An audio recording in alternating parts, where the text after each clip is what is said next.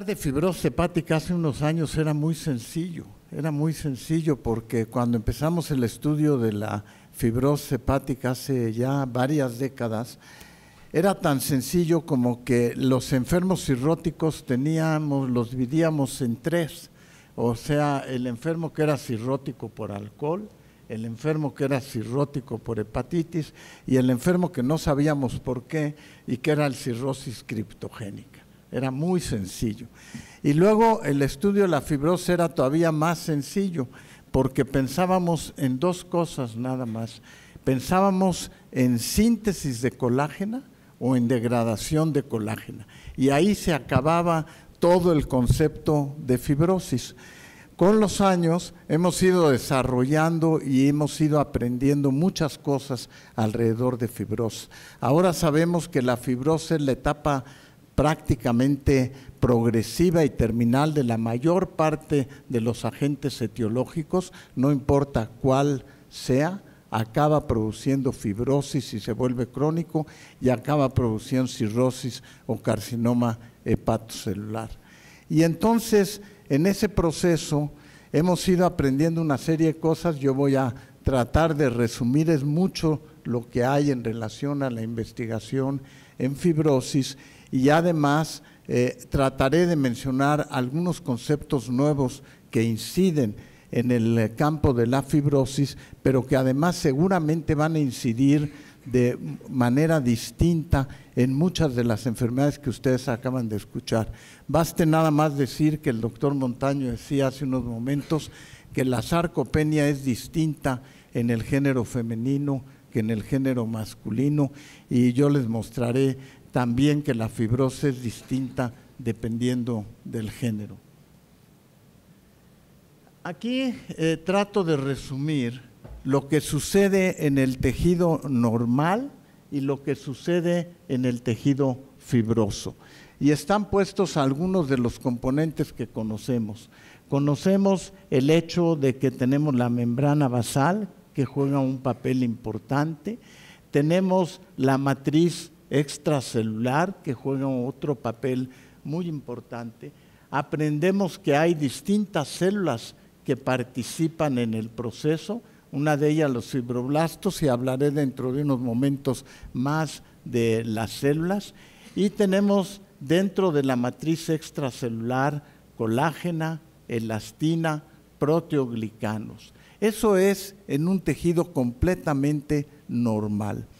Cuando alguien desarrolla fibrosis, aparecen otros componentes. Aparecen, por ejemplo, células linfoides innatas, aparece la transformación de los fibroblastos en miofibroblastos, aparecen las células T, aparece el papel que tienen los macrófagos y los distintos productos de la degradación de la matriz extracelular. Y en la degradación aparecen otros componentes como son las metaloproteinasas.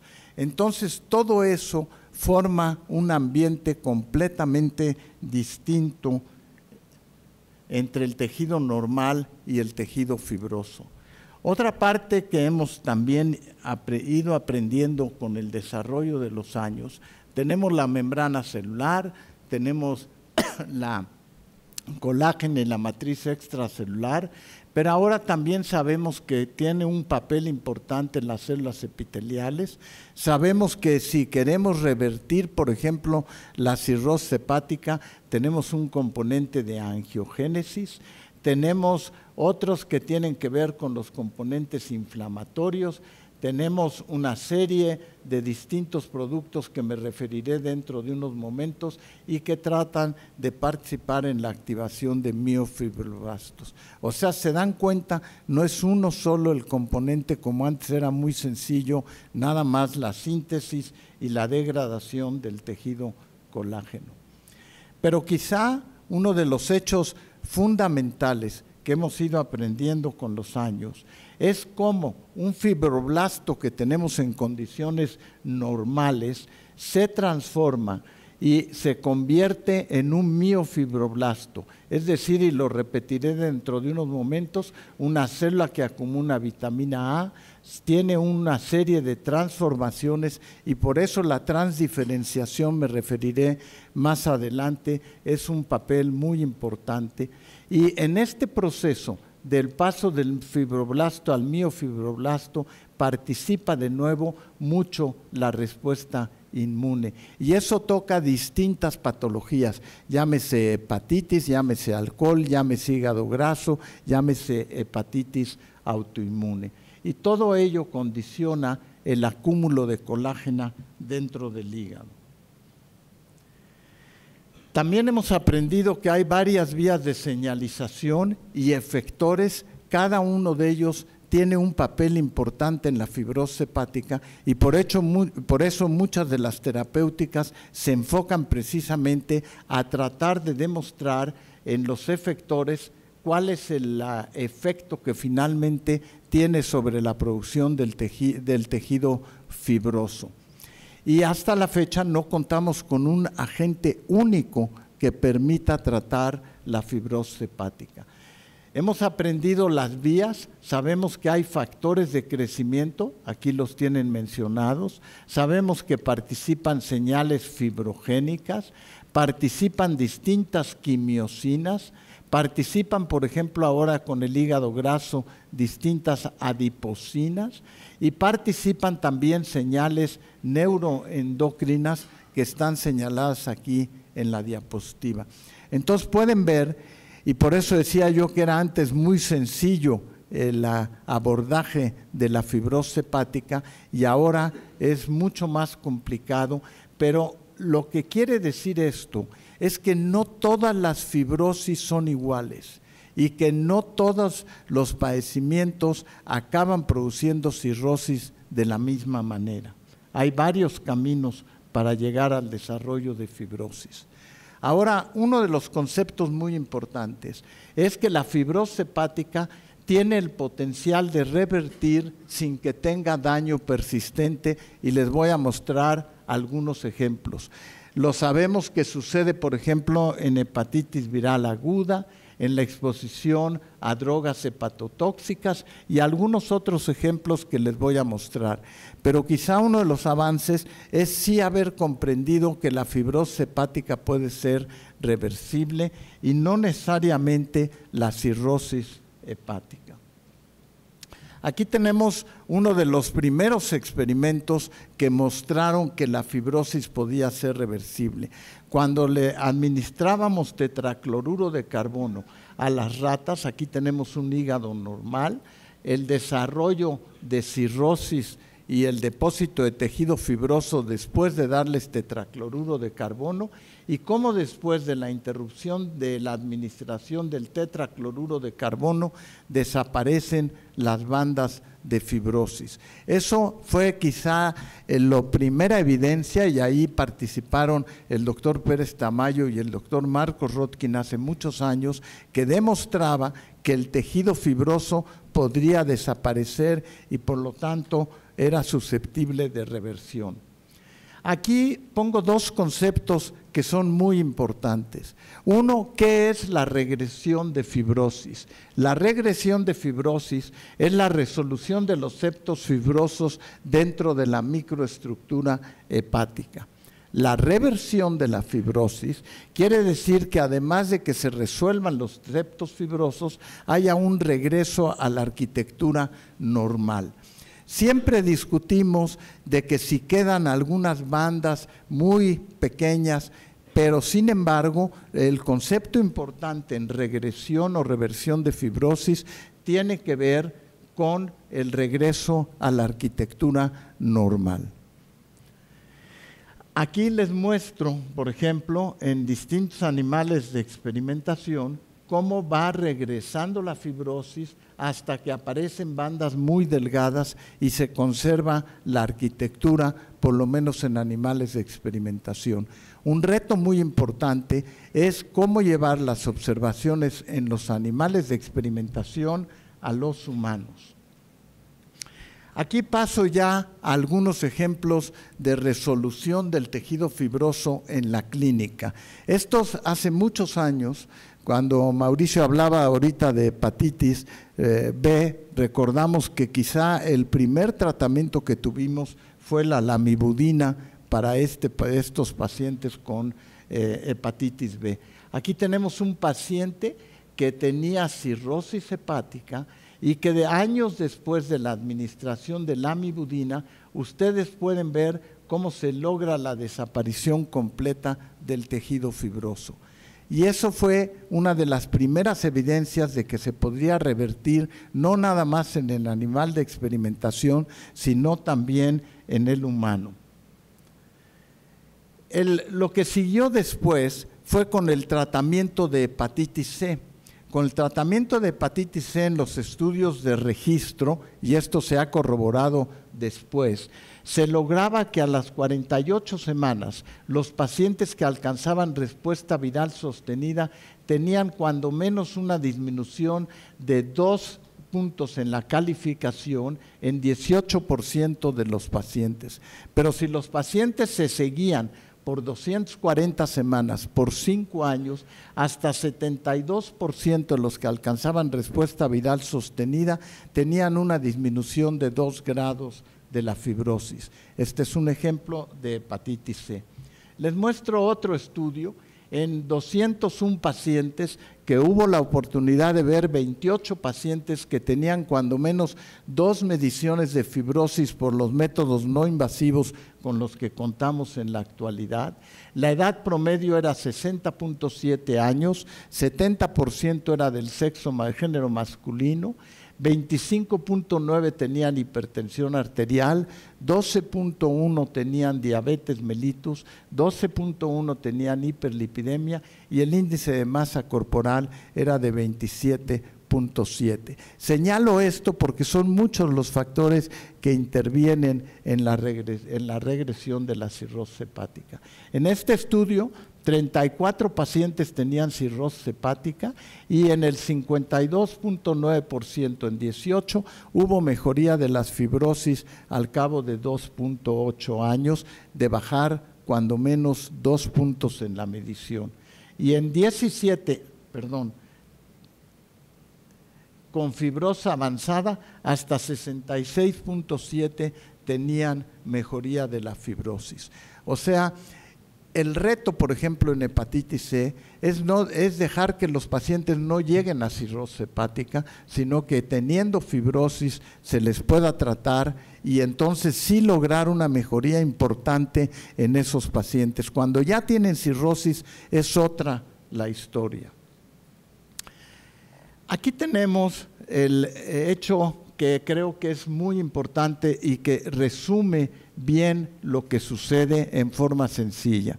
Tenemos las células estelares quiescentes, las células endoteliales, las células de Kupffer y tenemos algo que es muy importante que son las fenestraciones en el sinusoides.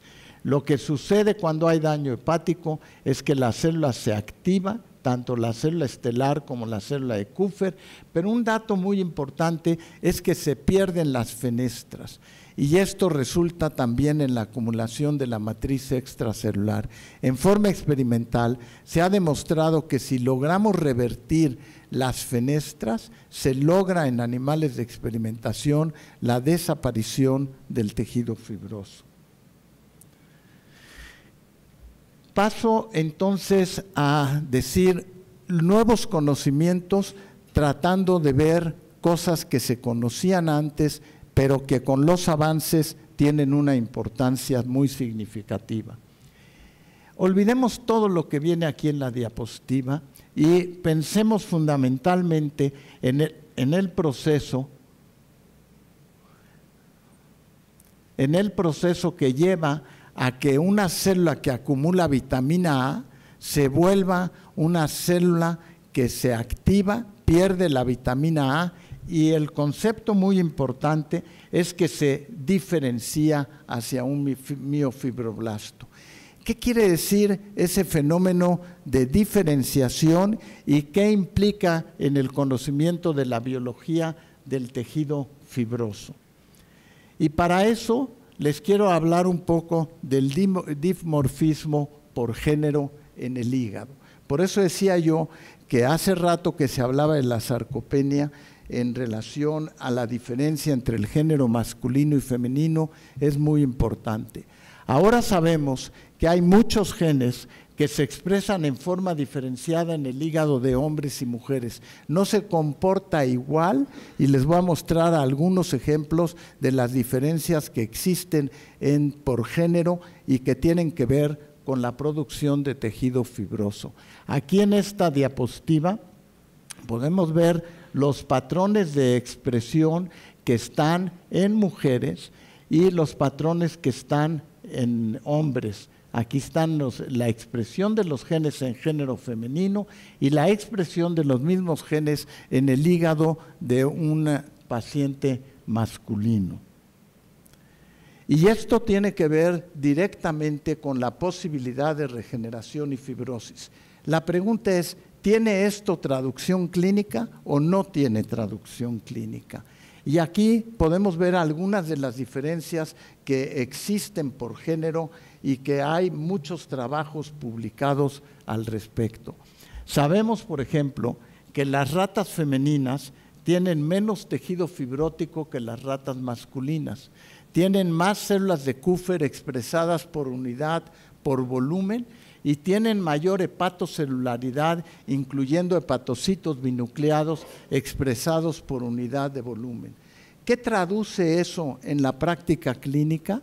Hay una mayor respuesta en el género femenino a infecciones post-cirugía, hay una mayor susceptibilidad al alcohol, hay diferencias en los parámetros de función hepática como son transaminasas y bilirrubina, hay un mayor potencial de regeneración en hígados femeninos y la progresión de fibrosis hepática en hepatitis crónica B y C es menor en las mujeres que en los hombres. La transdiferenciación es probablemente el mecanismo que explica la diferencia entre estos grupos. Y eso nos hace regresar a un concepto que tiene que ver con las hormonas y que tiene que ver en específico con el estradiol. El estradiol se sabe que inhibe la fibrogénesis, incluso en el género femenino hay diferencias entre la etapa premenopáusica y la etapa postmenopáusica en la expresión de genes. Pero el estradiol inhibe la fibrogénesis, protege la estructura y la función de las mitocondrias, inhibe la senescencia celular, aumenta la inmunidad innata y promueve efectos antioxidantes.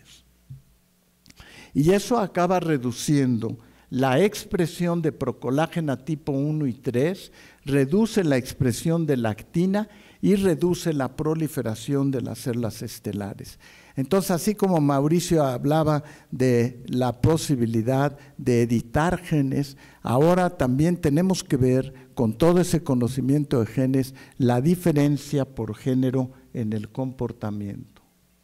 Aquí tenemos algunos estudios dando estradiol y viendo en animales de experimentación los efectos que tiene dependiendo de los días en cultivo sobre la procolágena tipo 1 y la procolágena de tipo 3.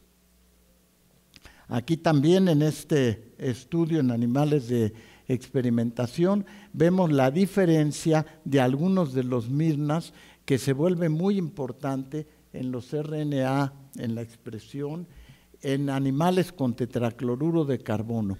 Esto lo menciono porque no nada más son los genes, sino también porque tiene que ver con los cambios epigenéticos y ahora tendremos que ver qué es lo que hace la epigenética en el desarrollo del tejido fibroso. Entonces, la transdiferenciación de células estelares desde una célula que almacena vitamina A hasta un fenotipo de miofibroblasto sigue siendo uno de los eventos fundamentales en el desarrollo de la fibrosis hepática. Ocurre a una variedad de estímulos como son inflamación y daño hepatocelular. Pero el concepto importante es que la transdiferenciación requiere para que suceda una reprogramación en todo el epigenoma para suprimir factores de diferenciación que pueden dar lugar al desarrollo de tejido fibroso.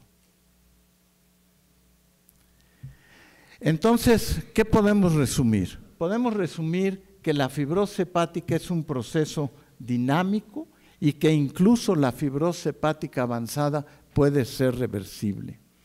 Ahora sabemos que participan miofibroblastos, colangiocitos y macrófagos como efectores centrales en la fibrosis. Por razones de tiempo no pude tocar, por ejemplo, colangiocitos, pero sí sabemos ahora que las células hematopoyéticas, las células progenitoras, tienen la capacidad de diferenciarse o en colangiocitos o en hepatocitos, y eso abre otras vertientes en el desarrollo de nuevas terapéuticas.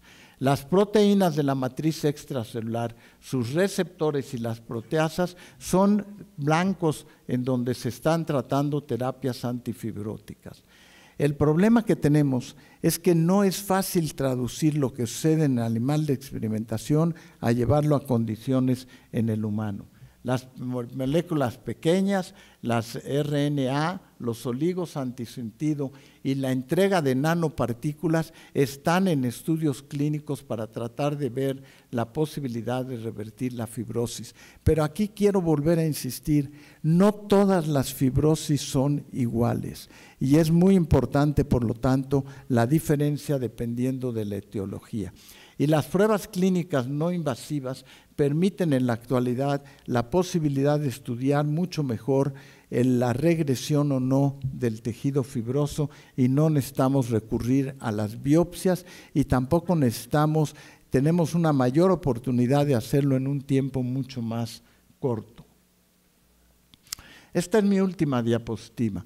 Las señales parácrinas de las células epiteliales forman un microambiente del tejido fibroso. Hay una disregulación metabólica inmune y sistémica.